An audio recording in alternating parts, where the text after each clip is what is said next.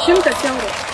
Tik 100 eurų man asmeniškai savo sūnui atsidėti kiekvieną mėnesį, man visiškai negaila. O žinot kodėl? Visų pirma, man jų uždirbti nereikia. Man vyro prašyti nereikia. Iš santaupų pasimti man nereikia. Iš investuotų pinigų man pasimti jų nereikia.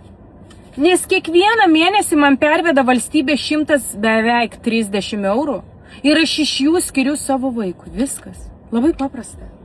Kaip jums gaila savo vaiko atsidėti? Kai kurioms. Man labai keista.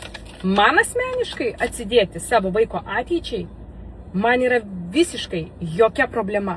Tai jeigu jums problema yra atsidėti 100 eurų vaiko ateičiai, jo studijom, kai bet kokiu atveju mes žinom kiekviena absoliučiai, kad tų babkių reikės, kai jam bus 18 metų tam vaikui, tai jeigu dabar problema, tai kas bus, kai vaikui bus 18 metų?